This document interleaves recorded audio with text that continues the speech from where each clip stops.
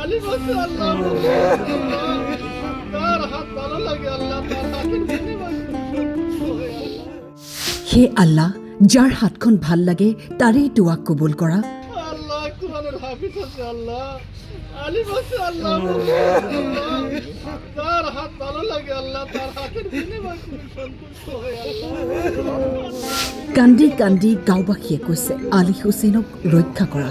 আল্লাহ বিমারিকে আল্লাহ তুমি সুস্থতা দান করো আল্লাহ সুস্থতা আল্লাহ বাড়িতে ফেরার তৌফিক তুমি দান করো অতি দৰিদ্ৰ পৰিয়ালৰ একমাত্ৰ সন্তান আলী হুছেইন ভয়ংকৰ পথ দুৰ্ঘটনাত পতিত হৈ মৃত্যুৰ সৈতে যুঁজি আছে।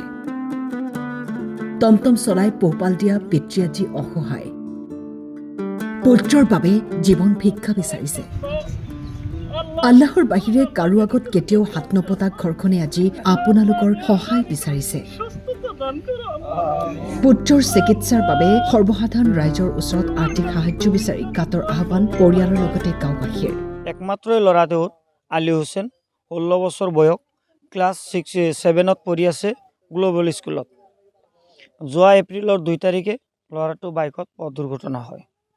তেওঁলোকে যদিও ফখৰুদ্দিন আলী আহমেদ মেডিকেলত লৈ যায়, কিন্তু তাতে চিকিৎসা দিন নহওঁতে ৰেফাৰ কৰে গুৱাহাটীলৈকে।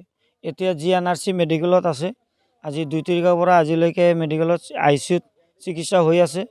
কিন্তু পৰিয়ালটো খুবেই আৰ্থিক অৱস্থা দুৰ্বল। দেউতাকে পিলপিলি চলাই কিবাকে জীৱন নিৰ্বাহ কৰে। এতিয়া পইচাৰ কাৰণে ল'ৰাটো ইমান ভালকৈ চিকিৎসা কৰিব পৰা নাই। গতিকে আমি গাঁৱৰ মানুহ হিচাপে বা এজন মানুহ হিচাপে এই ল'ৰাটোৰ কাৰণে ইয়াতে হুজুৰসকলৰ লগত দোৱা প্ৰাৰ্থনা কৰিলোঁ আল্লাহ তাআলাৰ কাছে, যাতে আল্লাহ তেখেতক সুস্থ কৰি দিয়ে। আৰু আমি ৰাইজৰ ওচৰত এখন আহ্বান কৰোঁ, ইয়াতে স্কেনাৰ আৰু ফোন নম্বৰ দিয়া আছে। সকলোৱে যি যা পাৰে অলপ সহায় তেখেতক কৰিব আৰু তেখেতৰ কাৰণে অলপ দোৱা কৰিব, যাতে তেখেতক ভাল কৰে।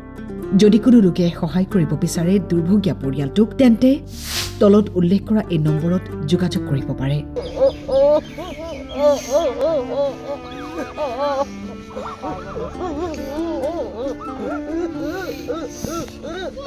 সহায় কৰিব। আপোনালোকৰ সহায়ত যদি তেখেতে যদি দুনিয়াত যদি জীৱিত থাকিব পাৰে, তেনেহ'লে আপোনালোকে বহুত সব পাব।